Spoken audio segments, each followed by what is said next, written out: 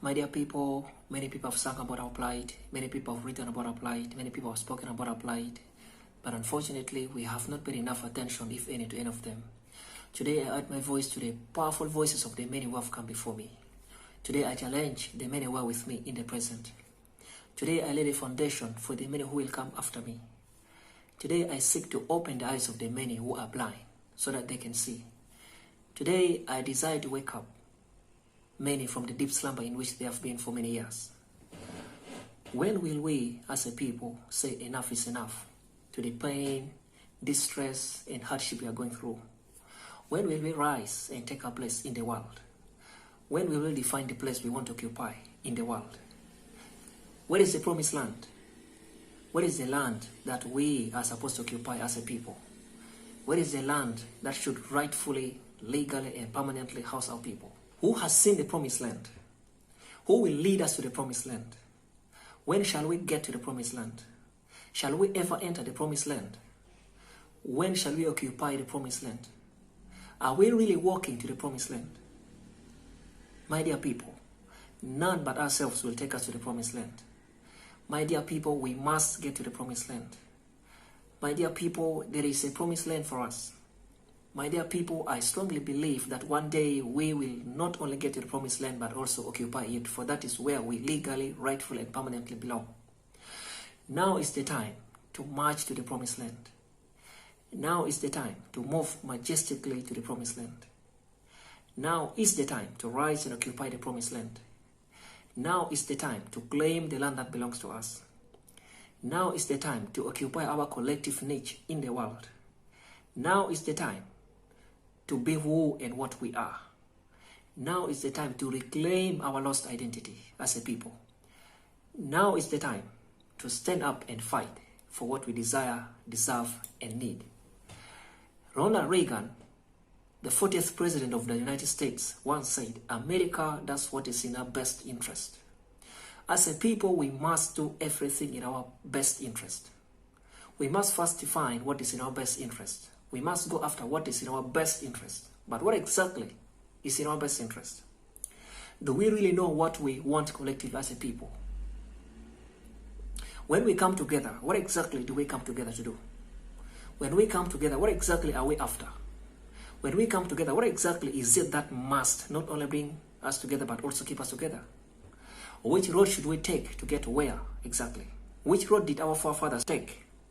Which road have we been taking? Where have we been? Where are we now? Where are we going? Are we really where we should be as a people? Are we really taking the road we should take as a people? Are we really moving to the promised land as a people? Do we really know where the promised land is? Do we really know how to get to the promised land? Do we really know the road to the promised land? Do we really know who should drive us to the promised land? Do we really know the right vehicle to board to get to the promised land? We are where we are because of who we are. If we want to get to the promised land, then we must change who we are and do what we must do to get there. If we continue doing things the same way, we will never get different results. Nothing will change unless we change. Nothing will ever work in our favor unless we are in charge of our affairs. Nothing will benefit us unless we plan and work for what we want. For things to change and work in our favor, we must first change. Change begins with each of us. We are the change we demand. We are the change we desire. We are the change we deserve. Are you willing to change? Are you willing to embrace change? Are you willing to cause change? How will you change so that we get what we want as a people? What kind of change should we expect from you in your capacity? We will not get to the promised land by sitting and watching as things happen. We have to make things happen.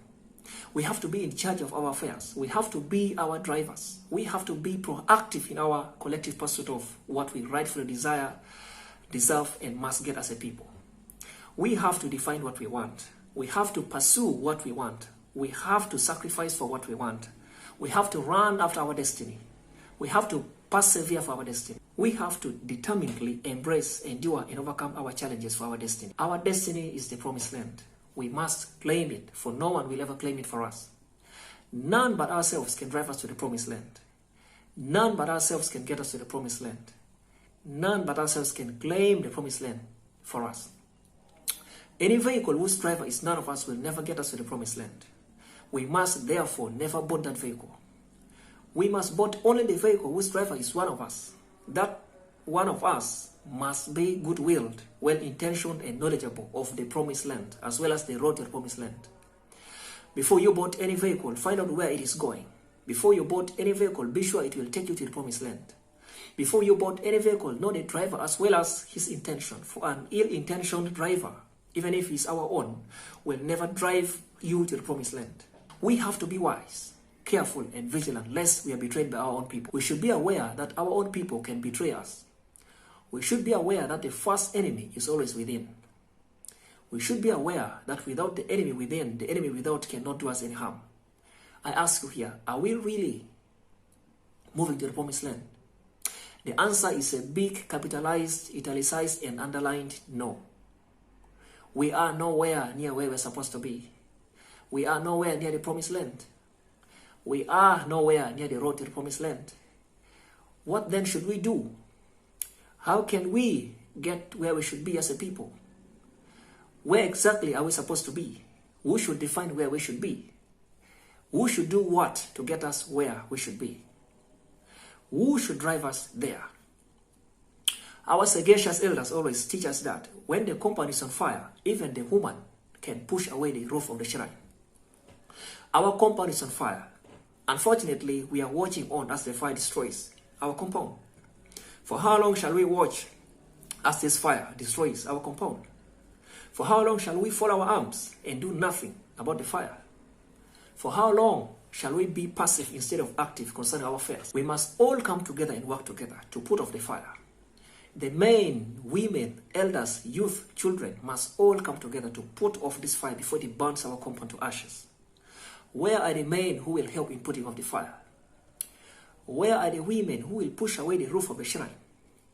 Where are the young people who will do everything they can so that we put off this scorching fire? Where are the elders who will guide us to put off this fire? Where are the children who will rise to the occasion to save the compound from being destroyed by the scorching fire? No contribution is small. No one can do nothing. No one should just fold their arms and watch as we perish. Everyone can and should do something to put off this fire. If we don't put off this fire, then we will never get to the promised land. Either we come together and put off this fire, or perish together. My dear people, unity is strength. Unity is power. Unity is key. Without unity, we will never achieve anything worthwhile as a people. Our strength lies in our unity, and our weakness lies in our disunity. We are only as strong as we are united and as weak as we are divided. Sticks in a bundle are unbreakable. Where there is no central uniting factor, individualism prevails and unity is not possible.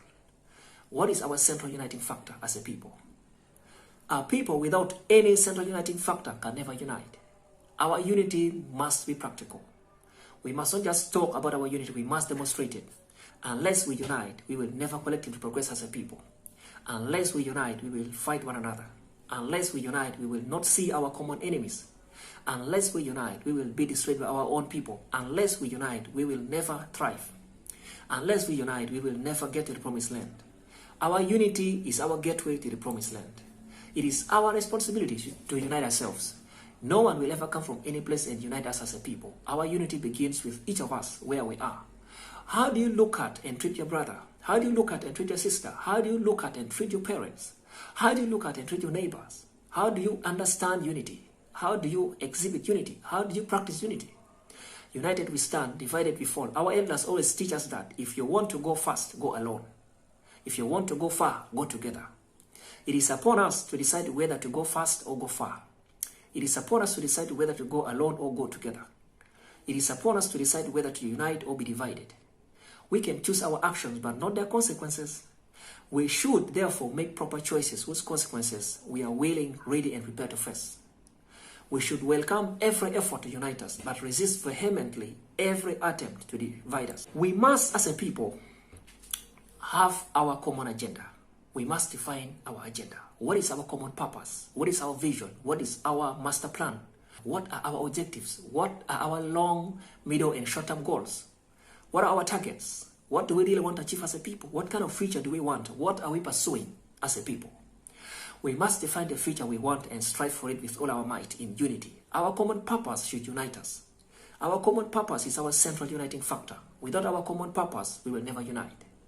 From our common purpose, we must define our vision, goals, objectives, and targets. Our vision should bring us together. Any people without a vision are going nowhere. Without a vision, their people perish.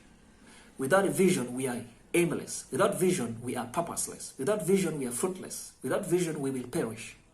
Without vision, we will never occupy our niche. Without vision, we will never get to the promised land. That's how bad it is. If we don't know where we are going as a people, then how do we expect to get there?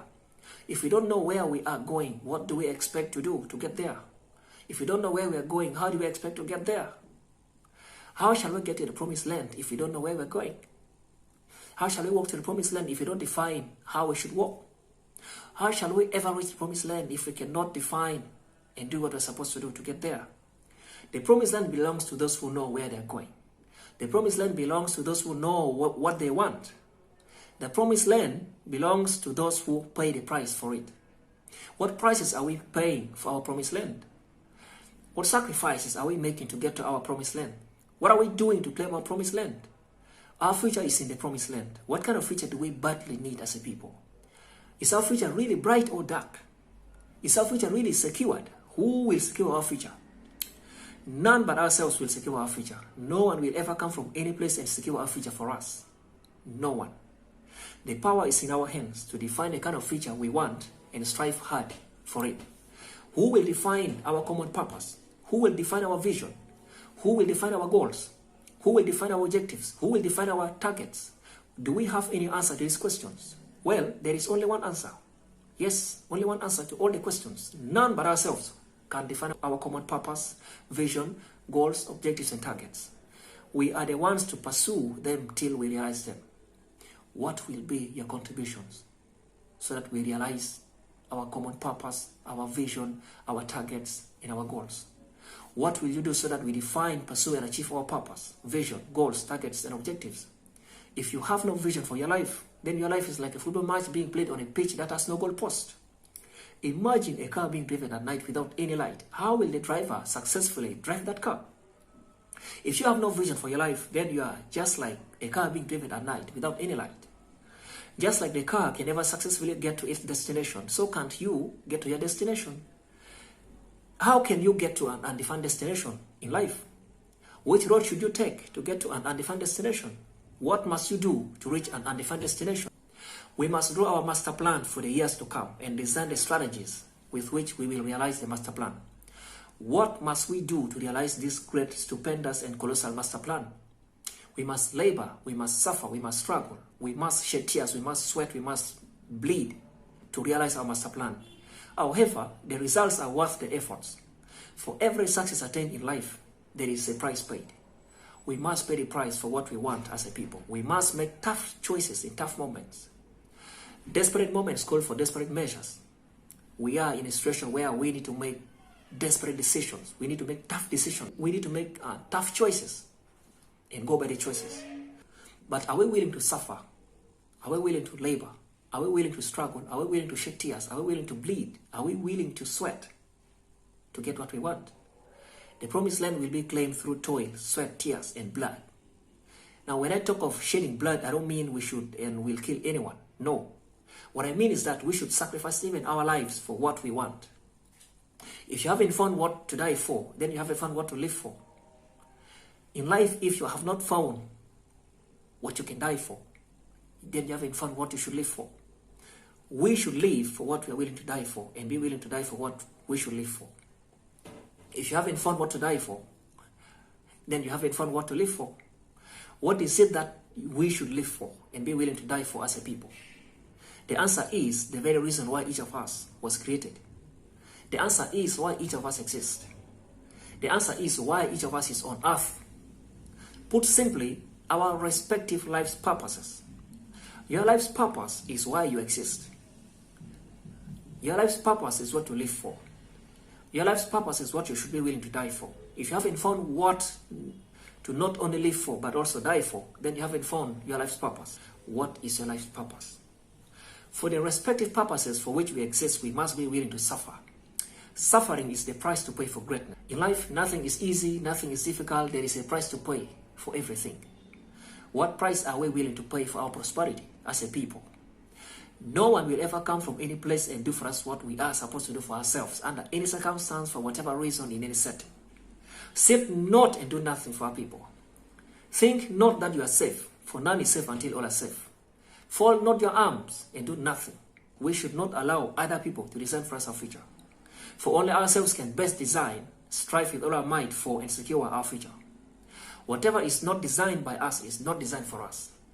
No one has our best interests at heart apart from ourselves. No one can best design our future apart from ourselves. No one can strive with all their might for our future apart from ourselves. No one can secure our future apart from ourselves. We must design our concrete agenda, which is our master plan. In this master plan, we must define our vision, goals, targets, and objectives. We should design and develop our master plan or agenda in the following 10 key areas. The first one is education. We must educate our people. We must make it a must that every child must be sent to school at all costs. We must give our children the best education possible.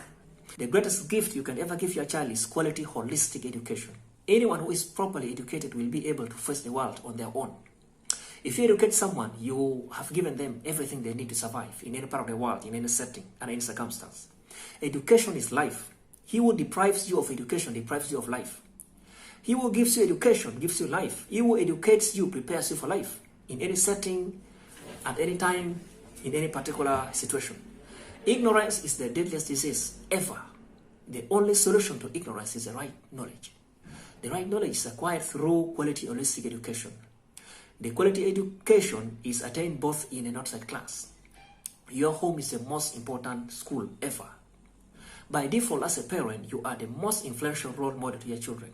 Train your children the way they should go so that they may not depart from it when they grow up. We must educate both boys and girls without discrimination whatsoever. We must not encourage early marriage under any circumstance for any reason whatsoever. If we are not educated, we will be slaves in our own land. If we are not educated, we will never get to the promised land.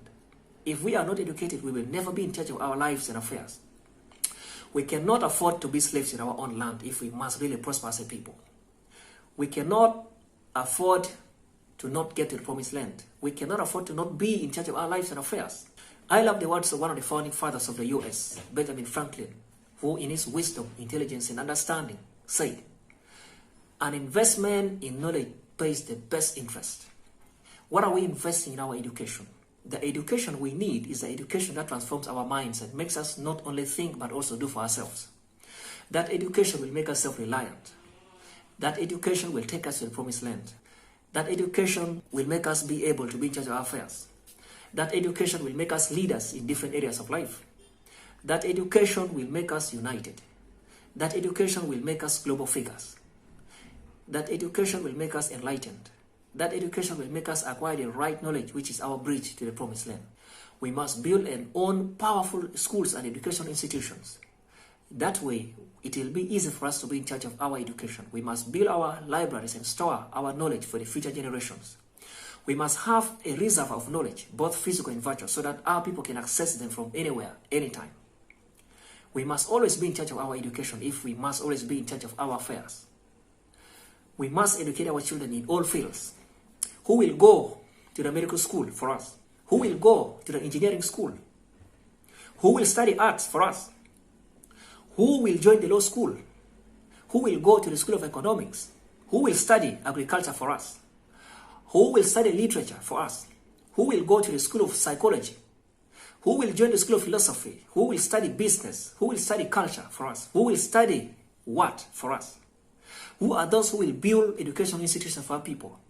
Who are those who will establish libraries for our people? Who are those who will establish educational research institutions for our people?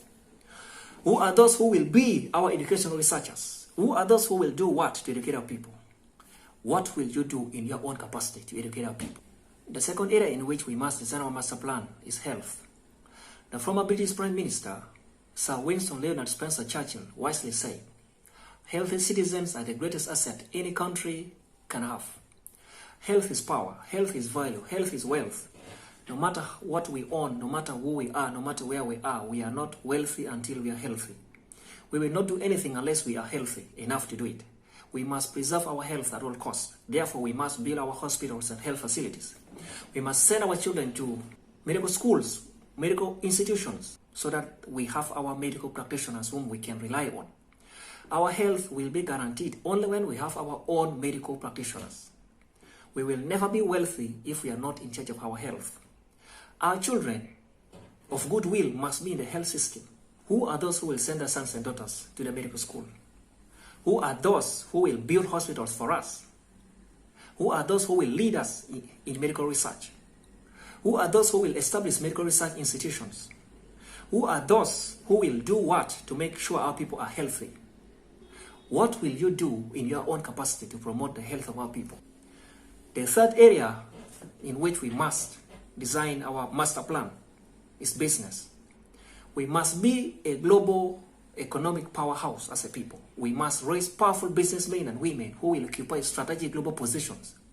Any people who are not powerful economically are slaves to the economically powerful. We are not powerful until we are powerful economically. No matter what we want to achieve, no matter what we do, no matter where we are, if we are not strong economically, we are not strong at all. Without economic power, we will never achieve anything worthwhile. Without economic power, we will never reach the promised land. Without economic power, we will never be in charge of our affairs. Without economic power, we will never be self-reliant. Without economic power, we will never be respected. Without economic power, we will never be independent. We are not independent if we are not independent economically. We are not independent if we are not independent financially. We are not independent if we don't have sufficient economic resources. We are not independent if we cannot look after ourselves economically. We should start our banks and financial institutions and fund our businesses. This will make it easy for us to collectively develop as a people. The Chinese and Indians do not only work together, but also grow together. We can do it even better than them. What can stop us from working together if we have the will to do so? Isn't there a way where there is a will? Do we have the will to work and grow together as a people? We will never eradicate poverty if we are not economically powerful. I believe that together we can overcome every problem we face. We must set up industries and factories and produce products that our people can sell in not only local markets but also global markets. Our factories, industries, and businesses will absorb some of our people whom we will have educated, both in school and outside school. Our business ventures will employ our people, those who have gone to school as well as those who have not gone to school. Who will set up industries for us? Who are those who will build factories and manufacture products for both the local and global markets? We should empower our people to engage in economic activities for self-reliance. If we are not self-reliant, then we are not independent. If we are not independent, then we can be exploited by anyone. No one is independent who is not independent economically. Who will lead us to economic independence? Who will establish factories, industries, and powerful ventures for us? Who will start what kind of business for us? What will you do in your own capacity so that we develop as a people in business?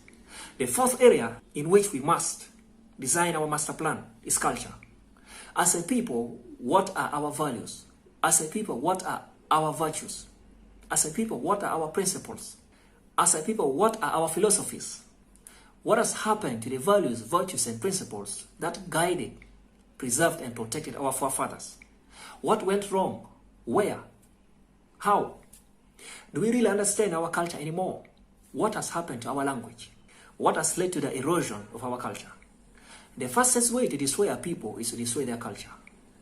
We must not allow our morally upright cultural values and virtues and principles to be eroded by anyone at any time for whatever reason. He who does not recognize his culture will be eternally a slave. Many of us today are slaves because we don't recognize our culture. We have sat and watched as the very values, virtues, and principles that our forefathers upheld are being eroded. Worse still, for a long time now, we have been used as agents to erode the very values, virtues, and principles that should protect us. For how long shall we continue like this? How much longer should we sit and watch as our values, virtues and principles get eroded at every passing moment. How much longer shall we allow ourselves to be used to destroy our culture? We cannot accept this anymore if we are to occupy our niche as a people. We cannot afford to just sit and watch, yet we are the ones to protect our values, virtues, and principles. We are the ones to protect our culture. If we don't rise and protect our culture, who will? If not us, then who? If not now, then when? How will our future be secured if our children are not brought up in line with our values, virtues, and principles? How will we secure our future if we don't instill our values, virtues, and principles in our children? How will we as a people prosper if we cannot uphold our values, virtues, and principles? We should not discard our culture because of the so-called civilization. A civilized people are the ones who observe their culture while respecting the cultures of other people. Only the uncivilized people abandon their culture for foreign cultures. What keeps the Chinese, Indians, and Arabs together and united? Their culture. If it works for them, why can't it work even better for us? Our culture is the fundamental basis for our unity. If we don't observe our culture, then our unity will be a dream which will never be realized for as long as we don't observe our culture. We must protect our language from erosion. We must teach it to our children and make them know it and speak it proudly. For they are the ones to carry it on to the future generation. Show me a people who are united and do not observe their culture, and I'll show you 1,000,000 people who do not need to eat to live. Since no child is born knowing anything, it is the responsibility of the adults to teach the young people the culture and guide them to observe it. Make the young people realize that the day one drops their culture for a foreign culture is the day they become an eternal slave. We must therefore build strong cultural institutions through which we will uphold our culture. Our traditional leaders must not be despised, for they are the custodians of our culture. We must accord them all the necessary support, respect, and love for them to discharge their duties as required. Our culture is our greatest source of pride. He who does not pride in his culture is an eternal slave. If you don't pride in your culture, then you have nothing worthwhile to pride in. Do you know our culture? Do you understand our culture? Do you practice our culture? Do you teach our culture to the young generations? How are you practicing our culture? How are you protecting our culture? How are you preserving our culture? We must build museums and store in them all kinds of artifacts and other cultural items. As long as we have the will, we will do anything. But when we lack the will, we will do nothing. We must preserve our traditional dances, foods, justice systems. Anyone who will want to erode our culture is our enemy and should not be entertained. He who is deprived of his culture is automatically deprived of his identity. We cannot allow ourselves to be deprived of our identity as a people. We are proud to be who we are. We love who we are. We love our identity. We love our culture. Our culture is our roots. We will water our roots to have fruits. Just like a tree stands because of its roots and a house stands because of its foundation, so do we stand because of our culture. We must know our history and teach it to our children. If we must get where we are going, then we need to know where we are coming from, where we are, and then where we are going. Where did we come from? Where are we now? Where are we going? Do your children have precise and concise answers to these questions? If no, then there is a problem. Teach them immediately. If you don't have the knowledge yourself, then seek it and find it and then pass it on to the young generations, who will in turn pass it on to their children. Our children must know where we are going because they are the ones to take our people there, since we will hand over to them. We may not all get to the promised land, but we must prepare our children to lead us there, just in case we don't get to the promised land ourselves. Love your culture to promote, preserve, and protect it. You cannot preserve what you hate. You cannot promote what you hate. You cannot protect what you hate. If we must protect, promote, and preserve our culture, then we must first of all love it. Do you really love our culture? What shows that you love our culture? How can you prove that you love our culture? What have you done in your own capacity to preserve our culture? Who will build our cultural institutions for us? Who will build our museums? Who will stand firm to protect our culture? Who will collect our cultural items and gather them together for our people? Who will do what to protect, preserve, and promote our culture? It's our collective responsibility to protect, promote, and preserve our culture. While other people may work hard to destroy our culture so that we don't come together, we must work hard to guard it. Our culture is our greatest source of pride. We must guard it jealously. No matter where you go in life, never forget your roots. What are your roots? To have fruits. No plant can survive without its roots. No house can stand without its foundation. Similarly, you cannot stand without your roots. And your culture is your roots. When you destroy the roots of a plant, you have destroyed the plant. When you destroy the foundation of a building, you have destroyed the building. When you destroy someone's culture, you have deprived him of his identity and hence destroyed him. Whoever destroys your culture has already destroyed not only you but also your children and grandchildren. Protect your roots jealously so that you can have fruits. Don't allow anyone to destroy your roots.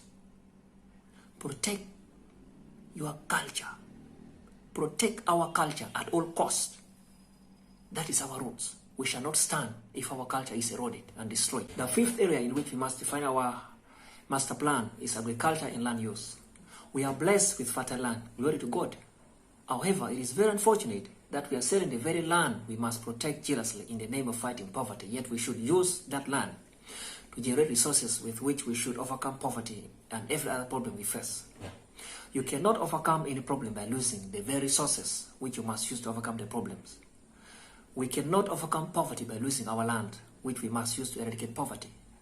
We cannot overcome any problem by losing the very resources which we must use to overcome the problems.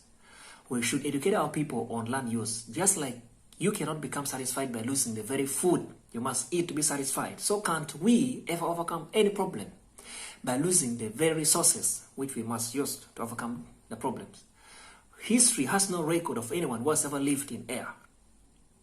There is no hope that one day at least one person will live in air. Since the beginning of the world, no one has ever lived in air, and no one will ever live in air. Therefore, we all need land. We must protect what we already have as we look for what we lack, desire, and deserve as a people. We must feed ourselves. Any people who cannot feed themselves are not powerful.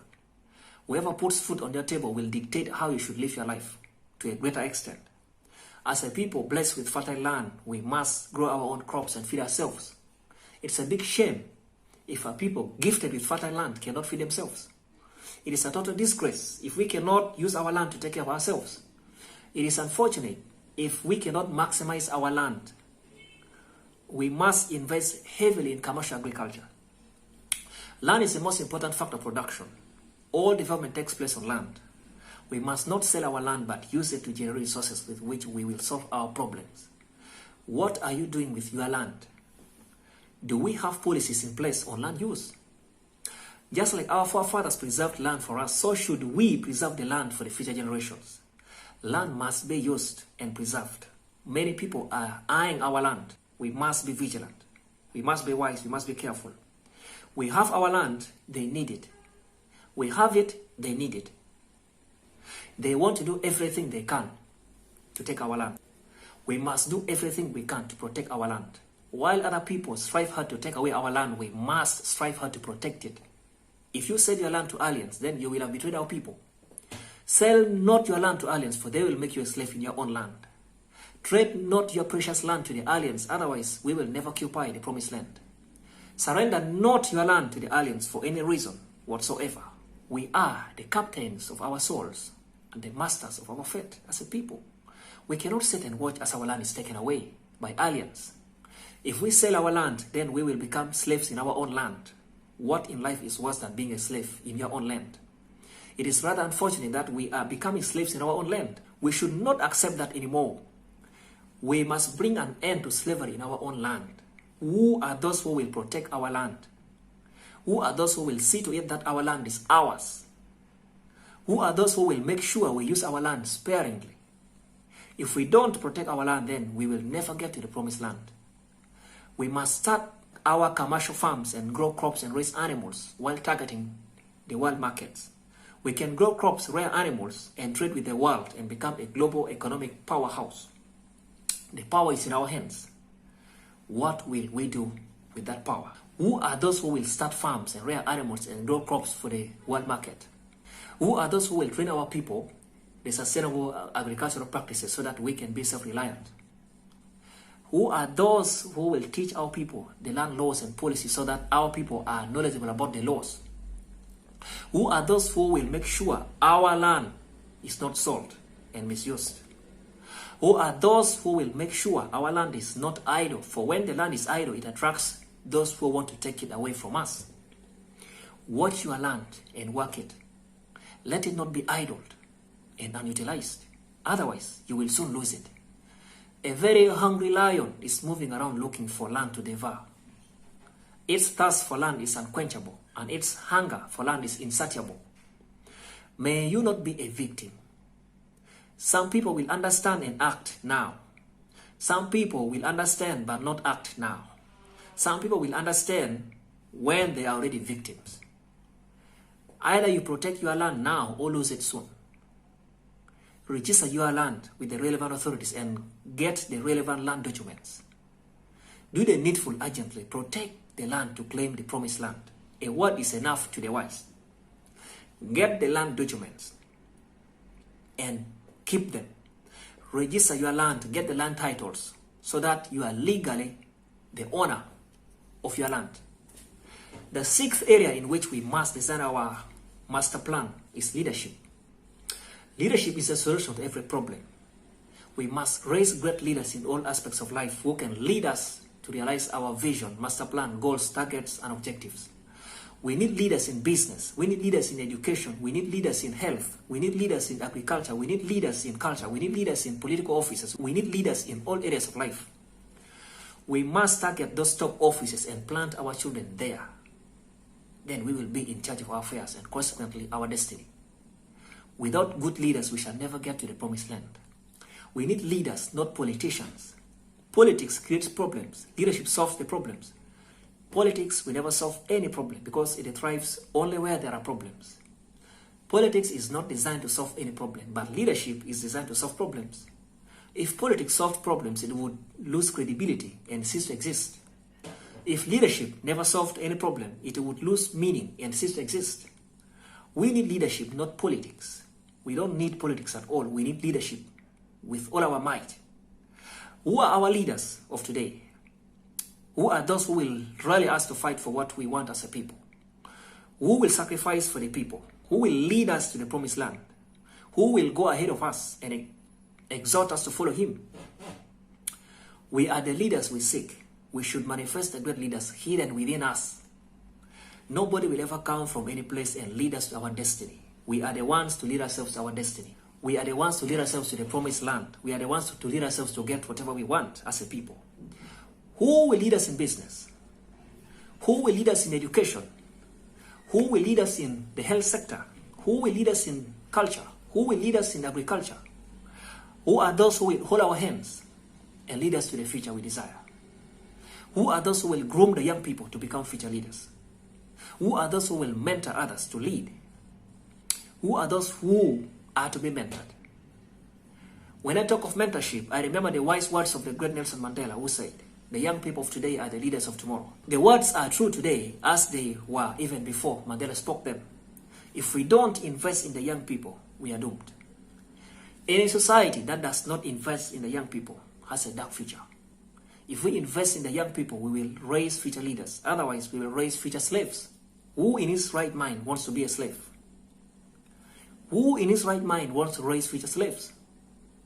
Who is a sane person who raises future slaves, not leaders? Who does not need future leaders, but future slaves? Can you imagine that if you don't invest in your children, then you are raising future slaves? Let us invest in our young people. The young people should be submissive and obedient so that they are mentored to receive the baton from the old people. It is on record that no one who is disobedient can easily be taught. Our young people must be obedient, disciplined, and submissive so that we can mentor them to receive the baton from us. The old people must mentor the young people.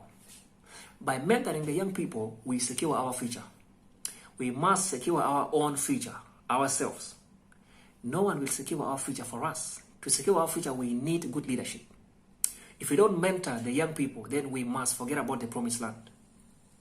Why do we need mentorship? Why is mentorship crucial? Why must we mentor others? Because life is like a relay race.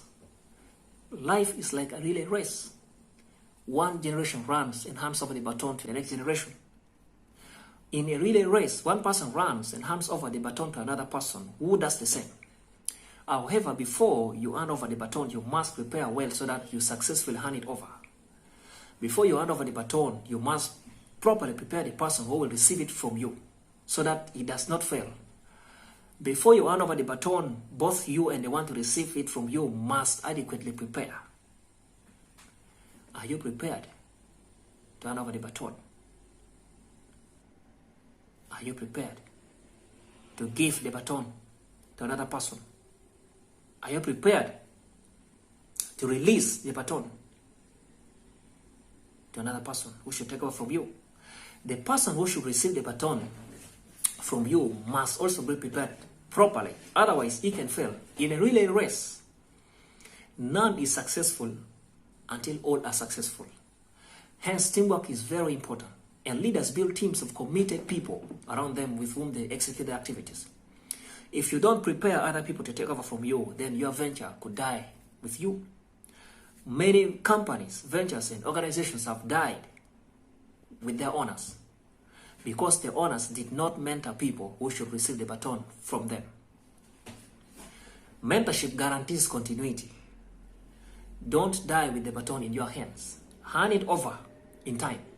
Politicians want to die with the baton in their hands, while leaders want to hand over in time. Politicians destroy those who should receive the baton from them, while leaders nurture those who should receive the baton from them. Politicians want to die with the baton in their hands, while leaders want to hand over as soon as possible. Politicians want to go to the grave with the baton, while leaders want to go to the grave empty. Will you hand over the baton or die with it in your hands? Will the young people get the baton from your hands when you are dead or when you are still alive? Will you raise even greater people to take over from you or destroy the very people who should take over from you? Great leaders produce even greater leaders. Through mentorship, leaders prepare others to receive the baton from them. Have you prepared someone to receive the baton from you? Here's the question. To whom will you hand over the baton in your hands? Who is waiting to receive the baton from you? Who is learning from you so that they succeed you? Whom are you mentoring to take over from you when your time is up? Become a leader and lead us in at least an area. We are the very leaders we desire and deserve. No one will ever come from any place and lead us to the promised land. We are the ones to lead ourselves to the promised land. Either we lead ourselves to the promised land or no one leads us there. In which area will you lead our people? Where will you start from? What will you start with? The starting point of every venture in life is right where you are with what you have. Where are you in life? What do you have where you are? How are you using it? Start from where you are with what you have. And then lead our people in at least an area. Leadership begins with each of us. You cannot lead others if you cannot lead yourself. Can you lead yourself? He who cannot lead himself does not qualify to lead other people, for he cannot lead anyone. If you cannot lead yourself, then you cannot lead other people. For our continuity to be guaranteed, we must raise great leaders who will lead us to the future we desire. The great leaders will raise greater leaders through mentorship. The greater leaders will raise even greater leaders. That way, our continuity will be guaranteed. The seventh area in which we have to define our master plan is communication channels or the media. To be in charge of our affairs, we need our own communication channels. We must occupy a space in the media fraternity. Whoever controls the media controls the narrative. Whoever controls the narrative controls the minds of the people. Whoever controls the minds of the people controls their affairs. We must control the narrative so that we can control our minds, so that we control our affairs. We must have our own newspapers. We must have our own magazines. We must have our own newsletters. We must have our own radio stations. We must have our own television stations. We must write our own books. We must sing our own songs. We must tell our own stories. We are the best people to tell our stories. Our stories should not be told by other people. Other people will not write good things about us. They will write what they want other people to know about us, not what other people should and must know about us. They will write based on how they want other people to view us, not how they ought to view us. They will write our stories to meet their interest, not our interest. They will write what is in their best interest, not what is in our best interest. They will write our stories in ways that glorify them and demonize us. They will write our stories and paint negative images about us in the minds of people who will in turn look at us negatively. They will write our obituaries when we are still alive. They will write that we are no more, yet we still exist. They will write that we are illiterate, even if some of the most learned people are some of us. They will write that we have no leaders, even if some of the greatest leaders are from our land. They will write that we cannot feed ourselves, even if we are donating food to other people. They will write that our women cannot keep marriages, even if some of the properly cultured women are our own. They will write that our men are irresponsible, even if some of the most responsible men are our own. They will write that our people have no pride in their culture, even if some of the proudest people about their culture are our own. They will write that we are slaves, even if we are kings and queens with princes and princesses. They will write that we are beggars, even if we are givers. They will write that we are weak, even if we are the strongest in any particular area. They will write that we are backward, even if we are leading everyone. They will write whatever they want to write about us. Whatever they write will glorify them and demonize us. We must tell our own stories. We must write about ourselves. We must tell the world what we want them to know about us. Our stories must not be written by other people. We know our stories best. We are the best people to write our stories. What are you writing about our people? When we write our own stories, other people will read what they should know about us, as we will desire and deem fit. I love this African proverb which says, until the lions have their historians, tales of the hunt shall always glorify the hunter. Wow. Until we have our own writers, whatever is written about us will always demonize us and glorify those who write about us. Who are our historians who will write our history? Who are those who will tell our stories? Are we raising those who will tell our stories to the world? What practical stories do we have to tell the world in business, in leadership, in agriculture, in culture, in education, in technology, in every aspect of life? Who are those who will be our mouthpieces in their respective areas? Who are those who have written books about us? Where are those books? Have we read those books? How many books written by our own people have you read? You will never know how great our people are until you consume their products. You will never know how great our people are until you use their products. You will never know how great our people are until you utilize their products. Are we promoting our writers who are telling our stories to the world? Are we proud of our writers who are telling our stories to the world? Do we love our writers who are telling our stories? Who are those who will sing to educate our people and the world at large? Who are our musical heroes? Are we promoting them? We are our biggest promoters. If you don't promote our people, no one will. It is our responsibility to promote our people. By promoting our people, we are promoting ourselves. We are our first promoters. We are our first customers. We are our first producers. Who will establish radio stations for our people? Who will start television stations for our people? Who will start publishing companies for our people? Who will establish our newspapers, newsletters, magazines? For how long will we read magazines, books, newsletters, and newspapers of other people, yet we can produce our own? Who will establish music studios for our people? Who will do what to promote our people? What will you do in your capacity to promote and develop our people? We are the ones to discover, develop, and promote our capacity as a people. The eighth area in which we have to define our master plan is environmental conservation. The world is in climate crisis. Things are getting worse every single day. We should conserve our environment. We should not be agents of destruction.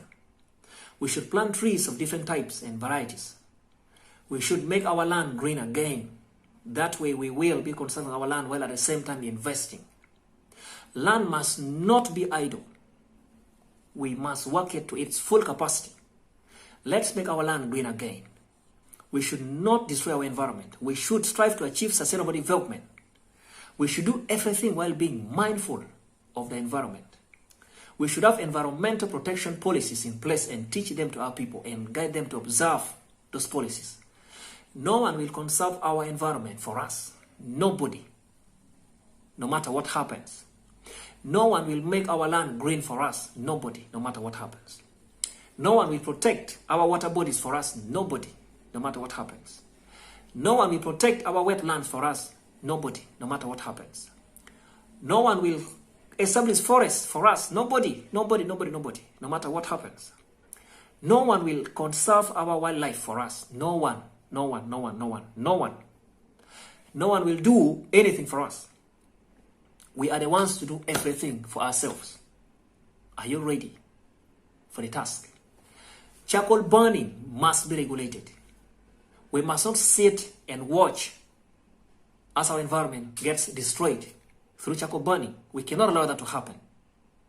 We must educate our people on the need to conserve the environment. We should use our land in ways that do not hamper future development.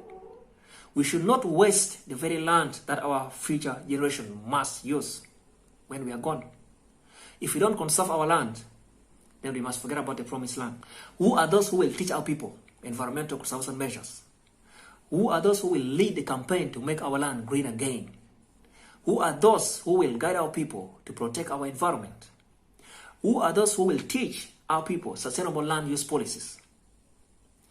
Who are those who will teach our people sustainable land use practices?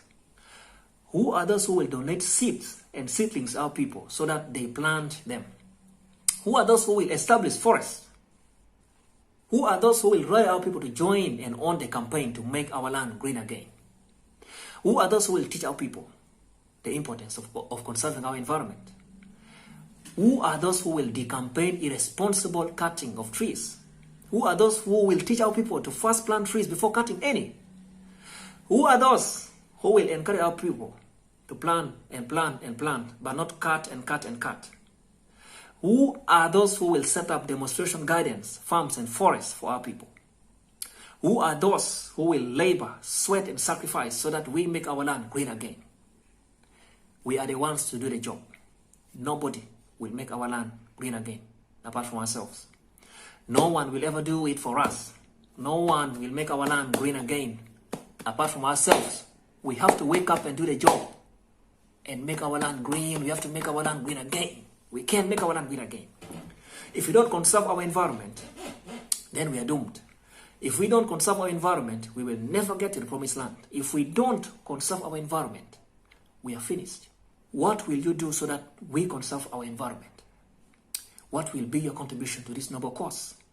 What are you doing to conserve our environment? How many trees have you planted? How many trees do you plan to plant? How are you conserving the water bodies in our environment? What are you doing with the wetlands in your environment? How are you conserving the wildlife in your environment? Are you an agent of environmental conservation or environmental destruction? We should examine ourselves and do the needful accordingly. No one should sit, fold their arms and watch as our environment is destroyed. If our environment is destroyed, we will be destroyed. If we destroy our environment, we will destroy ourselves. If we conserve our environment, we conserve ourselves. Let us not allow aliens to destroy our environment. The aliens do not value our environment the way we should value it. We cannot allow them to destroy our environment if we must conserve our environment. Because they will not conserve our environment for us. The aliens do not care about our environments. We are the ones to care enough to protect it from even the aliens. But remember, we are our own agents of destruction to our environments. Be a different person. Choose to make our environment green again. Choose to do something to make our environment green again. Choose to make a difference in our environment. If we ruin our environment, we will ruin our lives and hence our future. We have the power to either make or break our environment. We have the power to either conserve or destroy our environment. We have the power to either do something or nothing to conserve our environment. It is upon us to decide what to do with that power. What will you do with that power? The ninth area in which we must design our master plan is women and children. Women are the custodians of our homes. Without women, there are no homes. Children are necessary for the continuity of the homes. They are our heirs and heiresses of our culture. No children, no continuity. Therefore, we must preserve and protect our women and children so that our continuity is guaranteed. We will never get to the promised land if we don't protect our women and children. It is our responsibility as a people to protect our women and children but not abuse them. Any society that does not respect and protect women and children has no future. Our future is in our children. If we play with our children, then we are playing with our own future. If we protect our children, then we are protecting our future. If we nurture our children, then we are nurturing our future. Children must be raised responsibly. We cannot afford to raise our children irresponsibly if we must have any bright future. We should all be armed with the rights of children and protect those rights. We should parent our children properly. Any child who is not properly parented is not parented at all. Any child who is not properly parented is a problem to the world. Any child who is not properly parented is a disgrace to humanity. We must parent our children with all our might. Our future depends on how we will parent our children. How are you parenting your children? What kinds of seeds have you sown in the lives of your children? What kinds of seeds have been sown in the lives of your children by other people? What seeds are your children sowing in their lives under your watch? What are you nurturing your children to become? What are your children exposed to? Do you know what is happening in the lives of your children? What do you want your children to be? What kind of parent are you? A great parent parents, nurtures and produces great children. It takes a whole village to raise a child. We should all work together to raise our children. For the great future we desire, we must properly raise our children. For the promised land we deserve, we must properly groom our children. For the prosperity we crave for, we must properly nurture our children. Nobody will parent our children for us. Nobody will groom our children for us. Nobody will nurture our children for us. Who are those who will protect our women? Who are those who will protect our children? Who are those who will nurture our children? Who are those who will teach our children the rights of children and guide them to observe those rights? Who are those who will teach our people not to abuse our women and girls? Who are those who will teach our people to preserve our women and girls? Who are those who will lead the campaign to protect our children and women? While we nurture our women and girls, we must not neglect our boys and men. While we seek to preserve our girls and women, we must not forget to also seek to preserve our boys and men. While we run campaigns to protect our women and girls, we must not forget to run similar campaigns to protect our men and boys. Who then are those who will run the campaigns to nurture, protect and preserve not just our girls and women, but also our boys and men? Who will stand up and nurture, protect and preserve our girls, boys, men and women? In a nutshell, who will nurture, preserve and protect our people? We must nurture, preserve and protect our people to have a bright future. We must nurture, preserve and protect our people to get to the promised land. We must nurture, preserve and protect our people to keep the promised land. What have you done to nurture, preserve and protect our people? What are you doing now to nurture, preserve and protect our people? What will you do to nurture, protect and preserve our people? The final area in which we must define our master plan is law and order. We must study, understand and observe all the relevant laws of our land. We must be champions of peace and justice. As we strive to get where we want, we should work within the relevant laws of the land. When we violate laws, we lose our independence. If we don't observe laws, we will never reach the promised land. If we don't observe laws, we will not be in charge of our affairs. If we don't observe laws, we will never be independent. If we don't observe laws, we will never realize our master plan, vision, goals, targets, and objectives.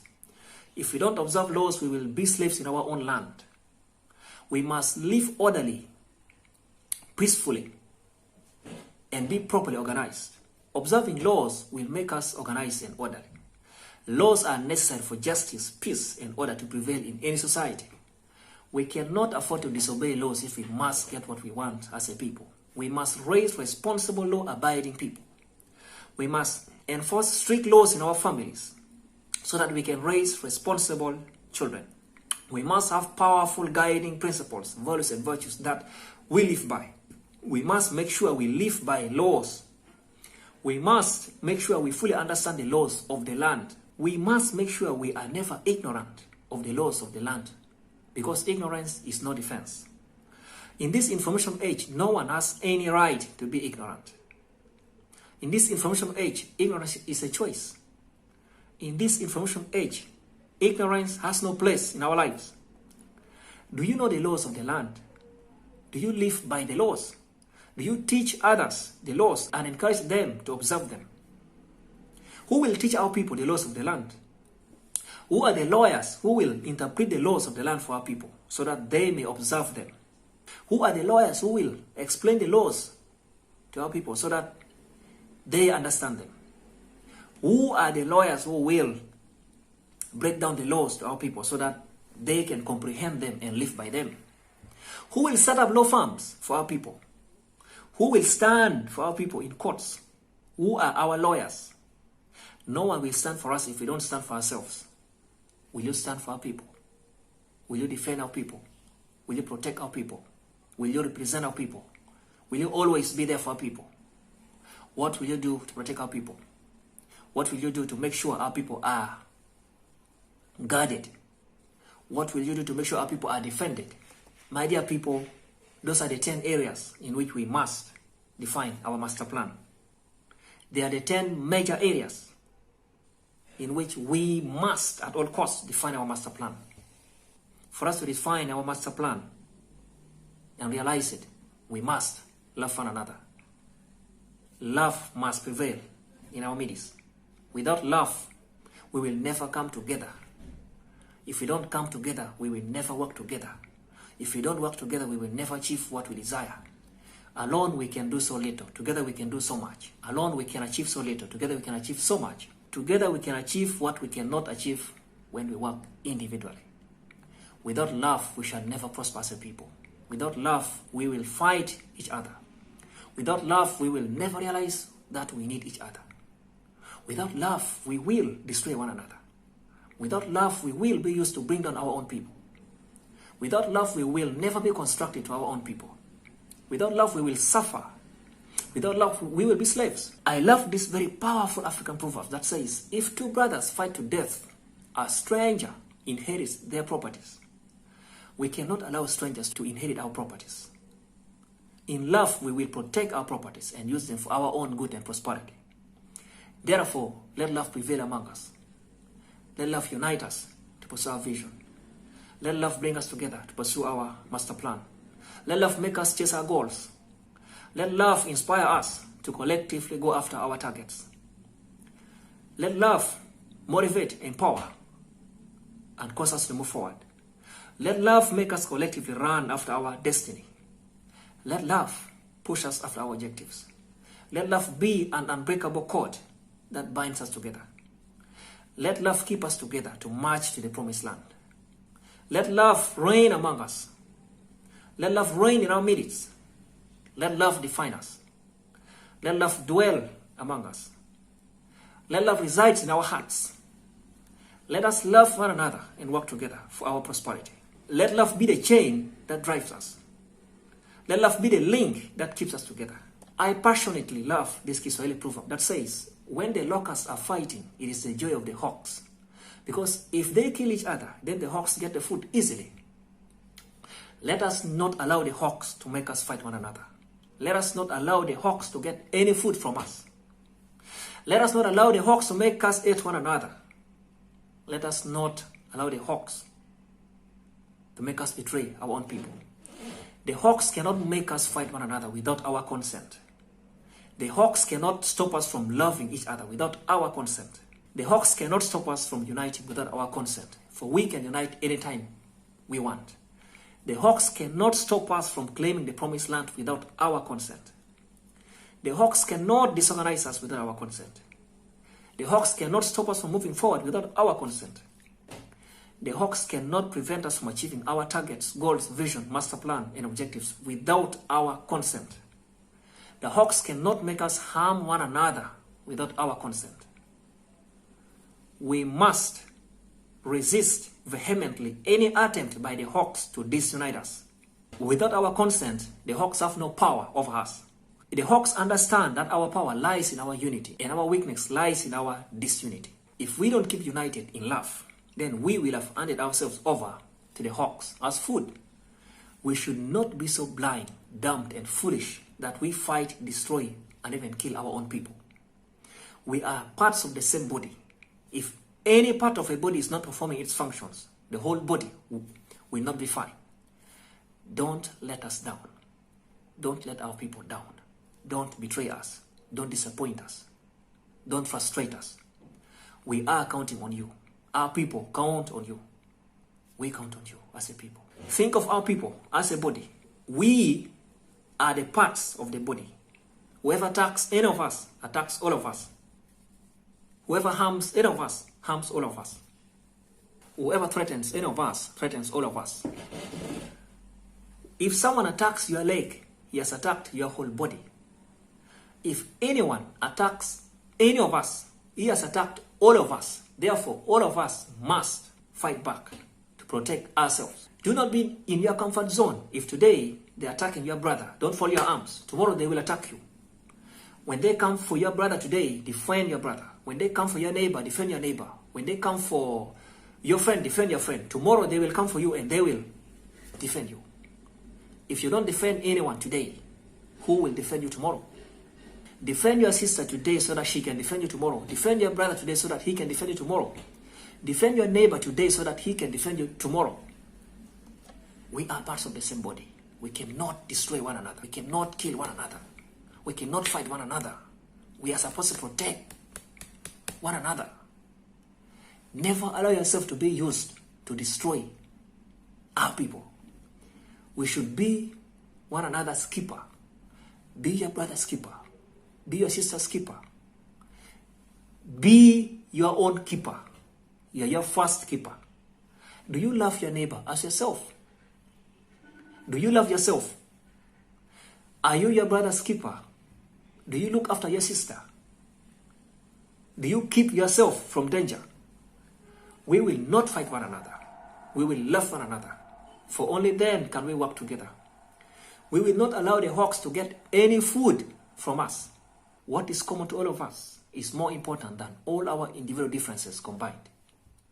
Therefore, we will put aside our differences and come together to fight for our common interest. What is common to all of us? Our collective vision, master plan, goals, objectives, and targets. Let us put aside our differences and come together to pursue our common interest. If our common interest cannot bring us together, then nothing ever will. If we cannot come together to pursue our common interests, then we will never come together. If we cannot work together to pursue our collective purpose as a people, we will never come together. We will work together and pursue our common interests with all our might. Let us unite in love. Love yourself first.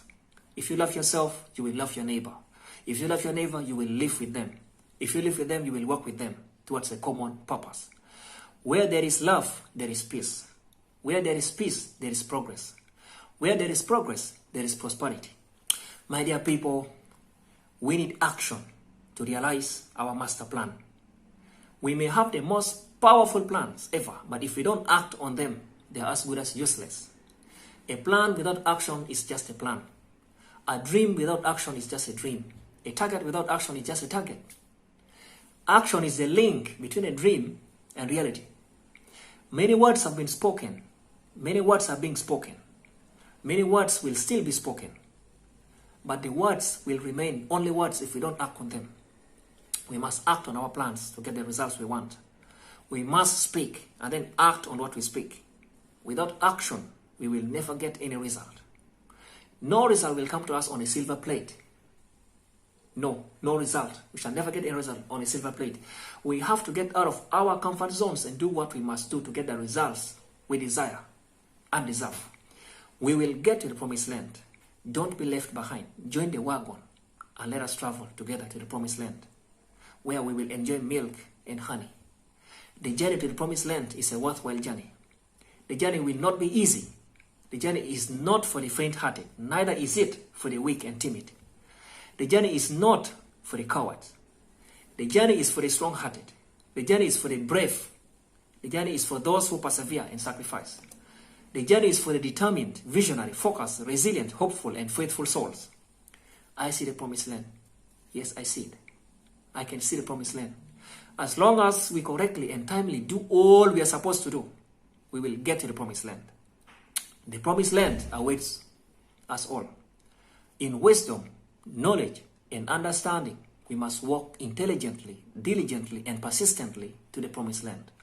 Some people will see the promised land but never reach it, no matter how carefully they walk. Some people will never see the promised land. Some people will see the promised land and also reach it. Some people will never see the promised land before they enter it. Some people will be born in the promised land. Some people will live in the promised land. Our destiny is in our hands. Our future is in our hands. Our prosperity is in our hands. If we are going to thrive and survive, then we must strive. Let's arise and take full responsibility for our destiny as a people. Let's arise and move to the promised land. Let's arise and struggle with all our might, for struggle is our life. The struggle continues, but the struggle for what? The struggle for the bright future we want. The struggle to claim what belongs to us. The struggle to claim our niche in the world. The struggle to educate our children. The struggle to have good health. The struggle to be economically powerful. The struggle to be independent socially, politically, and economically. The struggle to put off the fire that is burning our compound. The struggle to feed ourselves. The struggle to have peace. The struggle to love ourselves. The struggle to own, use, and protect our land. The struggle to see that justice prevails in our land.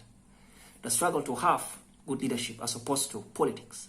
The struggle to conserve our environment. The struggle to prosper. The struggle to have peace, love, and justice in our society. In a nutshell, the struggle to get to the promised land. What is your contribution to the struggle? The journey to the promised land is multi-generational. It is like planting a seed and nurturing the tree. One generation may secure the land. Another generation may clear the land and prepare the garden. Another generation may look for the seed. Another generation may plant the seed. Another generation may water the plant. Another generation may weed the plant. Another generation may sit under its shade. Another generation may prune the plant. Another generation may harvest and enjoy the fruits of the plant. Another generation may plant even more trees for the future generations. No matter which generation you belong to, do your part so that as a people, we get to the promised land. I strongly believe that there is a promised land for us. I strongly believe that one day our people will live in the promised land. I strongly believe that despite our plight, we will one day get to the promised land. Together, let's march to the promised land. Together, let's move to the land of milk and honey. Together, let's go to where we belong. Forward ever, backward never. It is common knowledge that whatever you don't protect, you lose. Whatever you don't preserve, you waste. Whatever you don't conserve, you destroy. Therefore, when we get to the promised land, we must protect, preserve, and conserve it jealously, lest we lose, waste, and destroy it. Getting to the promised land is one thing. Keeping it is another thing. We must prepare adequately to use, protect, and develop the promised land before we even get there. No matter the challenges we will face, no matter the sufferings we will go through, no matter what will happen along the way, as long as we do with all our might, all we must do, we will get to the promised land. Yes, we will get to the promised land. Yes, we can get to the promised land. Yes, we must get to the promised land. We can't get to the promised land. We must get to the promised land. We will get to the promised land. Will you do all you must do so that we get to the promised land, occupy it, and live in it? Thank you so much.